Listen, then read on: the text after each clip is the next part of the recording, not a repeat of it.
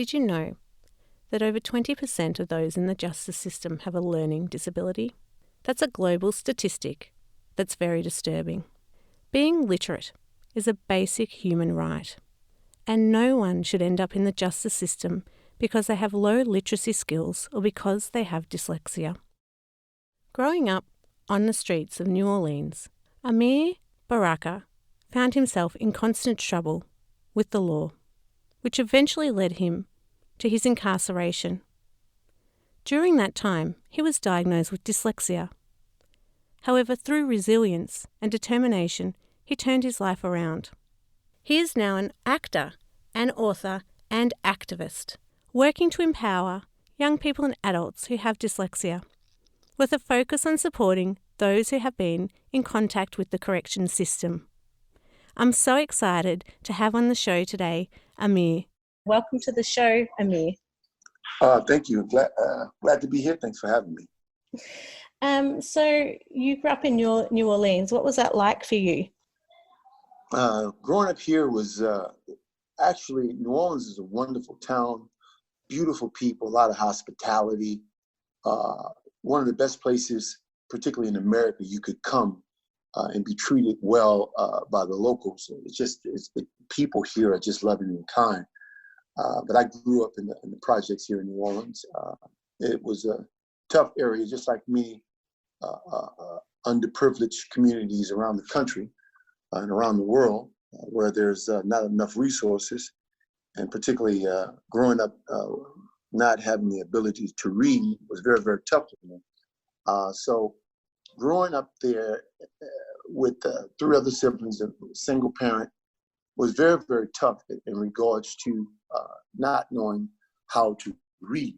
So it was a very trying time for me, cutting school in the 3rd grade, not liking school. And so that was very tough for me. That, in that regard, that the only thing was tough was that part of growing up, not being able to read, and going undiagnosed for so many years, being called stupid and dumb by my mother because she didn't understand my problem. And my siblings, the rivals that we have, they were smarter than me, and so they kind of rubbed that in my face. And so from that perspective, it was very tough. And so you were an adult or a young adult when you were diagnosed with dyslexia? I was about 20-something years old in prison, about 24, 25 in prison, and I was diagnosed in prison while serving a 4-year prison sentence. Was it, did other members in your family didn't have reading difficulties? It was just yourself? My little brother, my baby brother, he had reading difficulties as well. So, but I was the only one at that particular time, because my little brother was still a baby. He was just born. So, but my mother, brother and sister, my dad, they all read fluently. My brothers and sisters both went to college, but I was the only one that had this issue. And so ending up in the justice system and being diagnosed with dyslexia as a young adult, what was that like for you? Well, I had gone to prison, and when you enter into the prison system, at this particular time, they screen everyone, find out what grade level you're reading on. And so it's about 30 of us that went on a bus to this prison. It was called Voids Correctional Facility in Cottonport, Louisiana. And so when I got there, we're all screened, and just one guy had he had his high school diploma. The rest of us, we read on 3rd, 4th, 5th grade levels. So I didn't really feel bad because everybody else was reading poorly. And so I felt actually good. I was reading on the 3rd grade level at 23. And so, I didn't really look at it as being anything bad because so many people around me, they read poorly as well. But finding out that I was dyslexic really opened my eyes because, my mother had called me stupid and dumb, and my siblings as well. So when I realized that I was dyslexic, I said, okay, wow, it's not my fault. Nothing is wrong with me. I'm not crazy. I'm not retarded. So I felt good about myself that I had, it was something that was beyond my control. And so I faced this giant. And what I did was, for the 4 years that I was in prison, I just wrote down every word that I didn't know, and I taught myself to read that way. And but phonetically, I was not sound at all. If I hadn't remembered that word or saw that word, I didn't know what it was. So that's how I taught myself to read. Had you ever heard of the term dyslexia before you entered the prison system? Never heard of the word dyslexia. Never at all. I mean, when I was the prison teacher, the guy that was teaching, he had a compassion for inmates, and he had told me, he said, "Listen, Ameer, I noticed that you read poorly." He said, "Have you ever heard of dyslexia?" And I said, "No, I don't know what that is." And so he said he wanted to have me scream. So about 2 weeks later, there was a lady that came in, and she screened me. And she said, she said, "More than likely you're dyslexic." And I thought it actually validated what my mother said, because the words sound so bad, dyslexia. I thought it was something that dealt like I was crazy or something, right? But when he further explained to me what it was, I called my mother up, and I'm like, "Mom, I found out that I was dyslexic." And I explained a little, to the degree that I knew at that time, that it was something that made reading difficult for me. So, it was like, it really made me feel well, because I'm like, okay, I hear my mama said I'm stupid and dumb, and my brothers and sisters laughed at me because I couldn't read. So nothing is really wrong with me.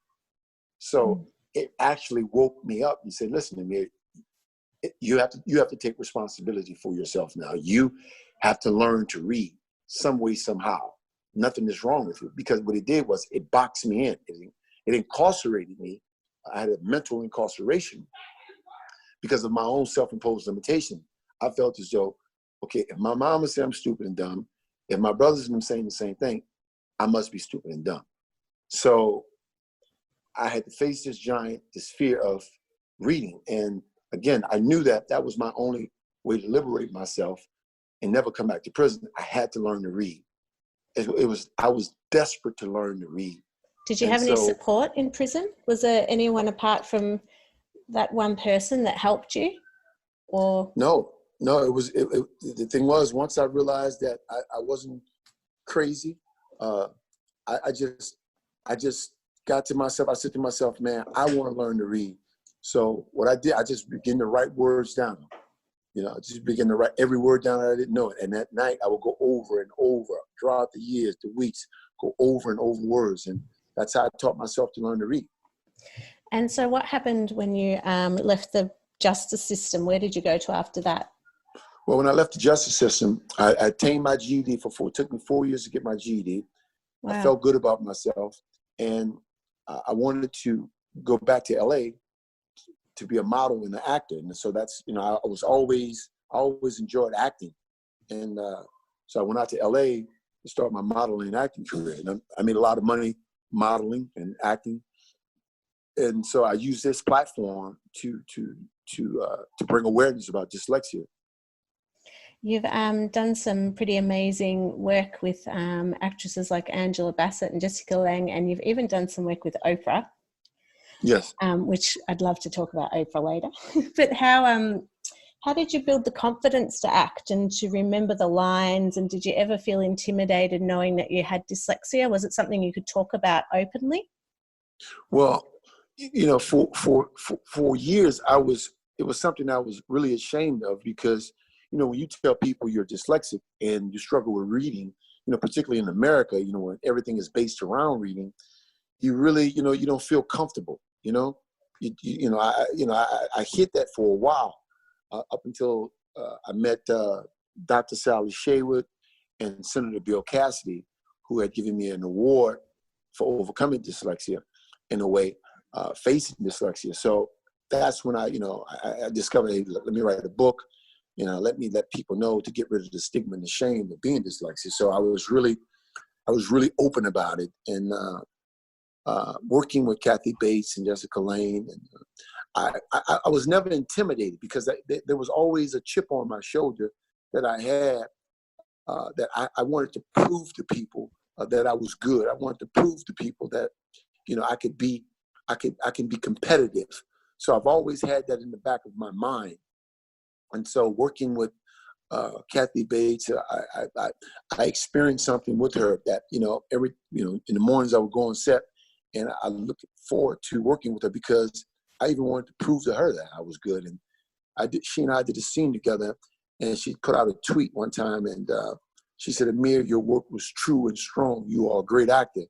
And that, I held on to what she had tweeted to me. And throughout the face of my difficulties, being denied, being told no, I held on to that. And those words that she tweeted to me kept me going. And, you know, I was nominated for an Emmy Award just last month. Wow, congratulations.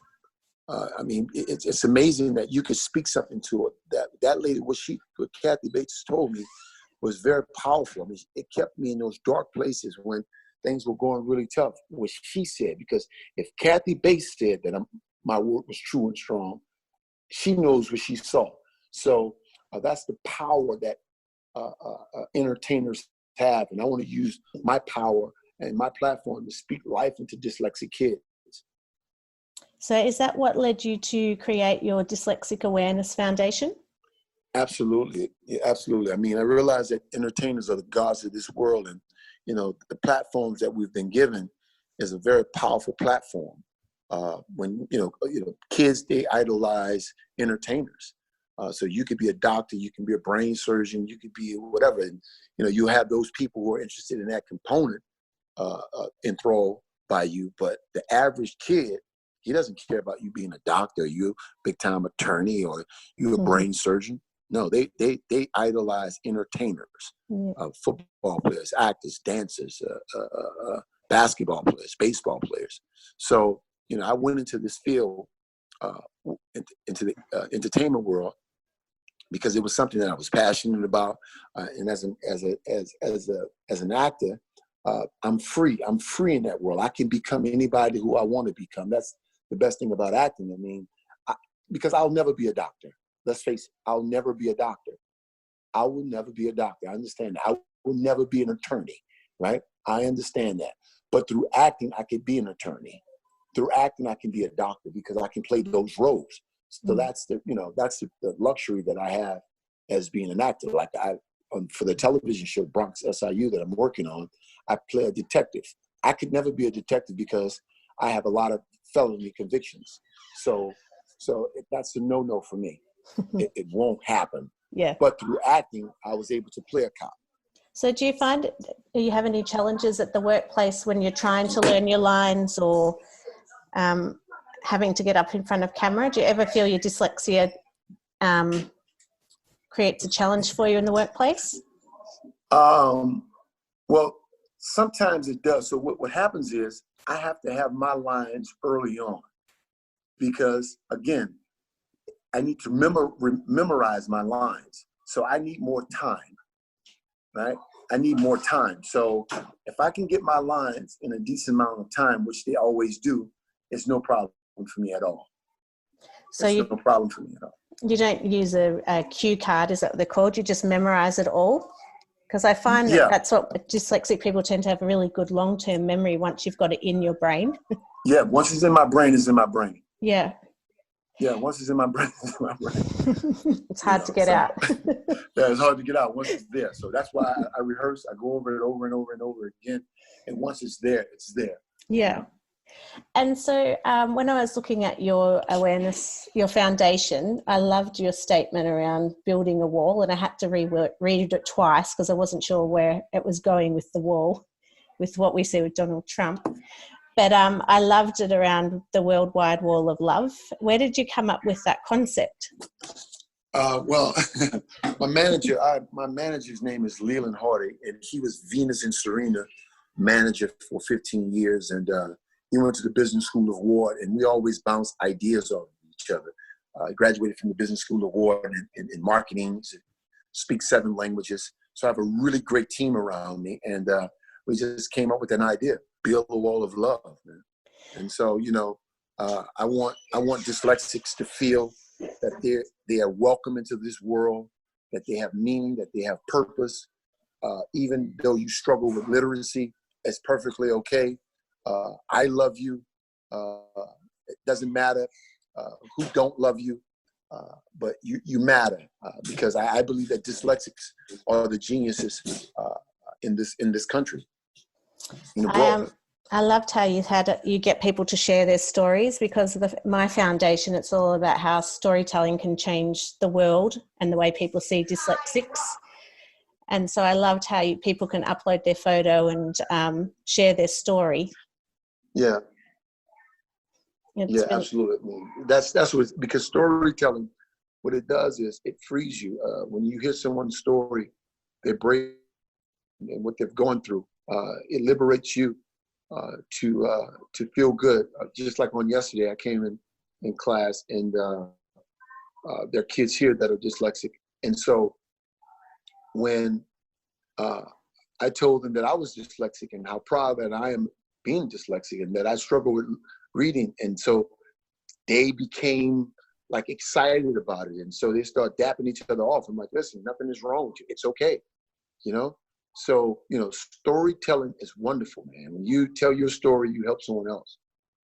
So when you dialed in today, you said you're at your dyslexic school, is that right, or a camp? Yeah, the Baraka Learning Center, yes. Yeah, can you talk to us a bit about that?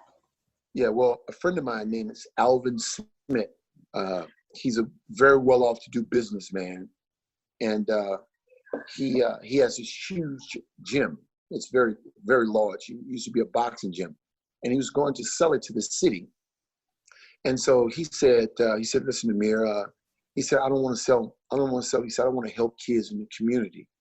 He said, I want to have a center this summer and do some things to help our kids, educate our kids. And so this is a low economic area where we were born. We both were born and raised in this area. He's 67 years old, but he's very wealthy. And so the name of the camp is titled Us Helping Us. And where that came from is, he got the concept. He said, Ameer, listen, Black people need to begin to help Black people. We can't depend on any other people to help us. We must take our own resources and help our own people. And so I said, Al, you're absolutely right. I mean, we can't keep begging people, help us, help us, when we have our own resources. So what he did was, we totally fixed this place up, man. And he gave me a little office, a room, and I have my center here under his umbrella, Us Helping Us. The Baraka Learning Center is here. So we have these kids, and what they do is they rotate. So, they're here, I'm here 3 days a week in the Learning Center. And they take kids on field trips. They teach them about Black history, the culture, Black culture. They teach them financial literacy, pro-social values, how to think, how to conflict resolutions, all these things that we so desperately need in these communities. So it's a really good system that we have here.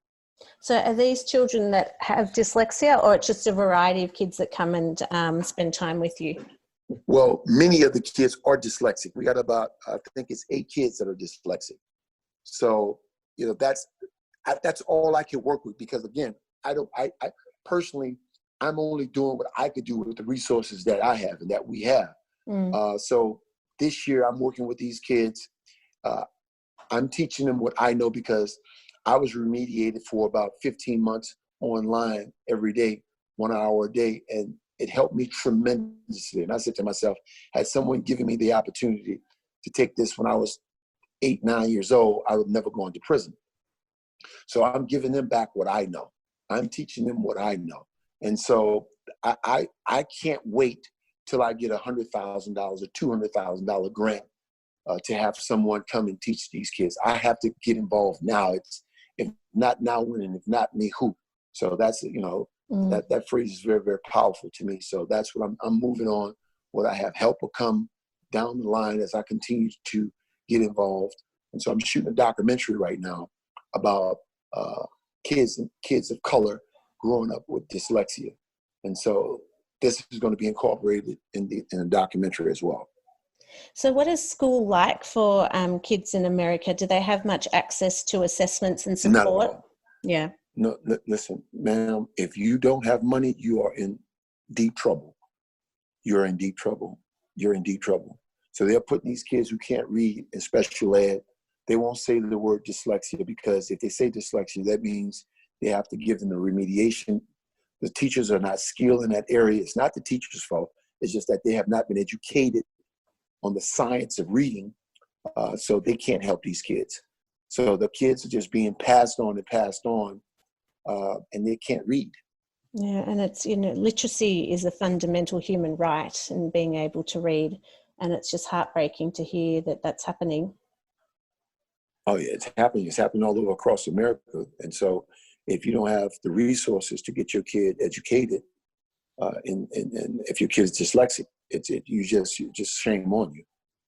So it's my job to not allow another kid growing up where I came from to enter the system, because what happens is 40% of dyslexics drop out of school. So what happens is, particularly in our community, they go from the streets to prison pipeline. So they drop out of school, go to the streets, start selling drugs, start stealing, start robbing, just as I did. So I'm mentoring a kid right now in Nashville. His name is Naquan, and he'll be in the documentary as well. I used to FaceTime him every week. He was dyslexic, struggling in school, always fighting, getting thrown out of class because kids are calling him dumb and stupid. So now Naquan is 13 years old. He just got busted. He just got caught with a gun on Facebook, got kicked out of school. So I'm driving up to Nashville, do a story on him, and hopefully I can get him, his mother would allow me to drive him back to New Orleans so he can live with me for the summer, and so he can be involved in the summer camp that we're doing here, being around some good kids, having some good fun, learning about dyslexia, being remediated, just be given a beautiful life, because his mother has 6 children. They live in a 2-bedroom house. His sister, 15 years old, just had a baby 2 weeks ago. So it's poverty. They're just inundated with poverty. And so he doesn't feel good about himself. So I want to bring him here to expose him to a good life. And, I have a nice home. I have a 3-bedroom home. I live there alone. Periodically, my girlfriend comes over. So we just want to just bring him to the movies, bring him fishing, bring him to the parks, and let him see what it is to be a man. And I really want to help this kid. Wow, that's amazing. And it must be hard for you when you see so many other children that you want to be able to help. And, I understand having a foundation, it's so hard to get that money in to support everyone, and you can see people desperately need that help. Oh yeah, it is, man. It's heartbreaking. And, I beg God every night, and I work hard. Just give me, Lord, the resources that I could just help these kids, so I can get these kids help. So what I've done was, my company has just merged with Pittsburgh University. It's a university in Pittsburgh, Dr. Harford, and they can remediate. They can screen thousands of kids at one time and remediate them.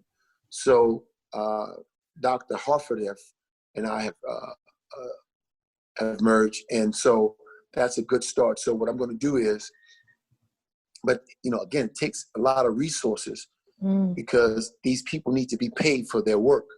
Mm-hmm. I don't have that type of resources. I'm providing for myself. I live a decent life. I can only help a couple people. I just don't have the resources as of right now. But I'm working to put out this documentary. If I can make $200,000-$300,000 on this documentary, I could take $60,000-$70,000 and invest in maybe 20 kids or 15 kids to get them some remediation for the year. So that's my goal. Wow, that's amazing. Well, if there's anything we can do to help promote your documentary when it's up and running, let me know, because I understand Absolutely. Working full time and then funding your foundation, it's really hard work. It's hard work. Yeah. It's hard work. But it's rewarding. It is. It's a purpose, man. It's my purpose. So you have a purpose in life. Mm-hmm. You get up in the morning and feel driven. It's because it's not about you. It's about somebody else. I'm living a good life. I'm working. We're about to do another season in October of the TV show that I'm working on. So I'm good. But if you see other people struggling and other people are having hard times, you can't sleep good at night when but there's so many other people, man, that are struggling. Well, it's so great talking to you, because some mornings I wake up and it is so hard to, keep going, but you know that you've got a purpose and the ability to help other people. So it's really inspiring to hear what you're doing in America. Yeah. So if people want to get my book and read my story, they can go to barakabook.com and order the book. That's capital BARAK, capital BOOK.com, and get the book.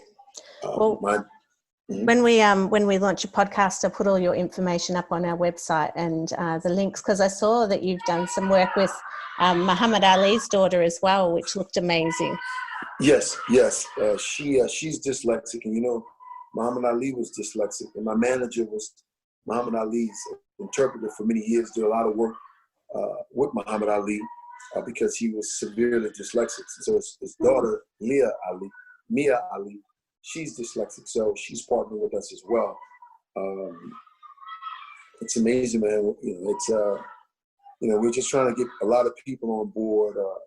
I reached out to Octavia Spencer, who's a fine actress, Academy-nominated actress, and trying to get her on board to really push that, because Black girls need that confidence. They need to see other Black women who are dyslexic and say, I made it. I mean, we are really at a disadvantage because of already the way that we think coming out of these poverty areas. We have a poverty mentality because we've been living in poverty. We don't see that success. So particularly if you're dyslexic, now you have a triple mindset of poverty because you don't feel good about yourself because you can't read and you can't write.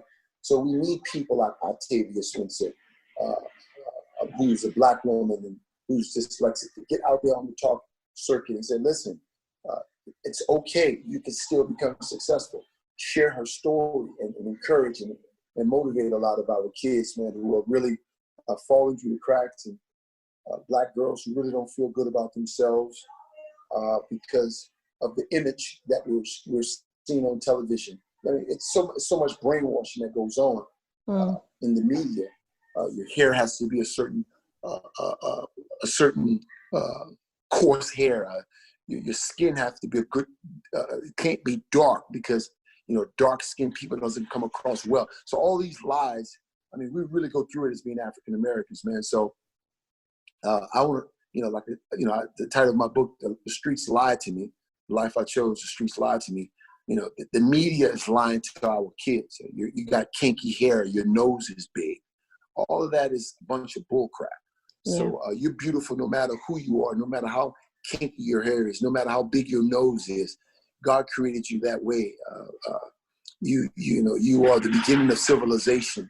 So you have a lot to be proud of. And so we really need people that look like us saying these things to kids who are dyslexic. Well, if Octavia ever wants to do a podcast, let me know, because I'd love to interview her as well. I know we're running out of time because you have to go start work soon, but are there 3 things you'd like to see change in America over the coming years? Some of the top things you'd like to see happen for young kids and adults with dyslexia? Yes, but number one, President Donald Trump just signed a bill, prison reform bill, and my name was in that prison reform bill in regards to every federal inmate will be screened for dyslexia and remediated. Wow. That's a good thing, but what we need to do is we can't wait till people go to prison to be screened for dyslexia. We have to catch these people on the front end. And so I would like to see schools screen kids started in the 1st or 2nd grade, even kindergarten, for dyslexia, and have these kids remediated. Secondly, I would like to see teachers coming out of schools when they get their diplomas, having been trained in dyslexia so they can spot those type of kids. Yeah, we don't have that in Australia either. No, we don't have that. No, we don't either. Yeah, and thirdly, I would like to see kids who have perhaps been diagnosed and went through school being accepted on their talent and their gifts, opposed to learning and knowing to read, embrace people being embraced, irregardless of them not being able to read, but yet they're highly intelligent and they're skilled. So let's do away with these applications where people have to fill out these broad applications and because they can't do it, but yet they're skilled people. They're very talented in what they work. So let's get rid of that stuff, man, and embrace the talents and gifts of people. Well, it's been amazing talking to you this evening. Is there anything you'd like to say to the audience before we wrap up, especially someone that might be struggling or having challenges or have had contact with the correction system that you'd like to say? Yeah, I would like to say, particularly to those who've had challenges in the correctional facility, like myself, listen, you are still valuable. Reading does not define you. Your past does not define you. Prison doesn't define you. What defines you is the way that you think, the way how you see yourself. So if you see yourself, if you have distorted thinking and you don't feel good about yourself, I suggest that what I was able to do, I picked up the word of God, and God told me through his word that I was a chosen generation. I was royal. And so when I heard that, I said, okay, this is how I see myself as being chosen and royal. And so that I got my information from the word of God, which is the Bible. I began to read that book and I began to see how God sees me. God sees me as precious. He said that I was chosen and I'm a gift. I'm a gift. So, that blew my mind. And so I opened my thinking up and I said, okay, you know what? I'm a gift. I'm chosen. I started saying that. I started believing that. And here I am today with 30 movies under my belt, a Emmy-nominated person. So I didn't allow me going to prison to define me. I didn't allow me being on drugs to define me. I didn't allow me not being able to read to define me. I allowed the word of God to define me. And so I encourage you to pick up some books and read, or try to read, or try to get around some people that are going to deposit something positive into your spirit. And you need to hold on to that. Well, that's a very inspirational way to finish our podcast tonight. So thank you so much for your time, Ameer. I really appreciate your patience with me in getting this set up as well. And I hope you have a wonderful day. Thank you so much. Thank you. We'll talk soon. If you'd like to find out more about Ameer's amazing story, access to his books, or more information about his charity, then head to the Dear Dyslexic website now. Also, if you haven't already done so yet, make sure you sign up to our mailing list so you can keep up to date with all the work that we are doing at the Foundation. Head to deardyslexic.com. And don't forget, if there's anything you've heard today that you've found distressing, you can contact Beyond Blue 1300 22 4636 or Lifeline 13 11 14. Thanks for listening. Until next time, bye for now.